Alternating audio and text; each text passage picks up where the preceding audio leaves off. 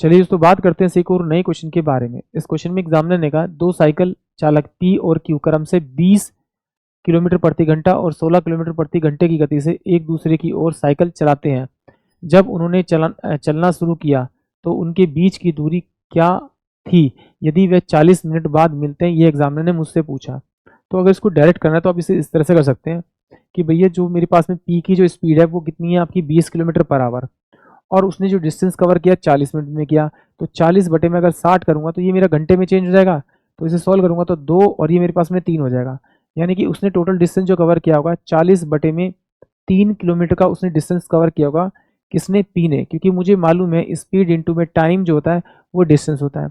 वहीं पर क्यू की जो स्पीड दे रखी है वो 16 किलोमीटर पर आवर दे रखी है। उसने भी टाइम कितना लिया? 40 मिनट। 40 मिनट को मैं लिख सकता हूँ आपका 2 बटे में 3। तो ये कितना होगा? 16 दूनी 32।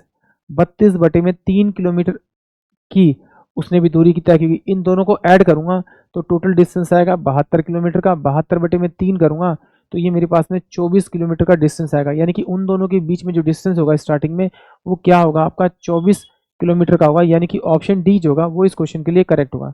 एक बार इसे और समझते हैं।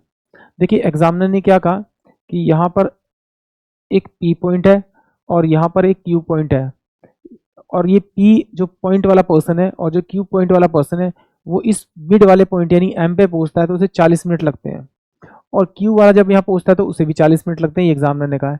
अगर 40 को मैं 60 से भाग कर दूं, 40 को अगर 60 से भाग कर दूं तो ये मेरे पास में 2/3 आवर आ जाएगा। ये मेरे पास में 2/3 आवर आ जाएगा। यानी कि पी जो है एम पॉइंट तक 2/3 आवर लेता है और क्यू भी 2/3 आवर लेता है। एग्जामिनर ने पूछा है पी से क्यू तक की दूरी कितनी है।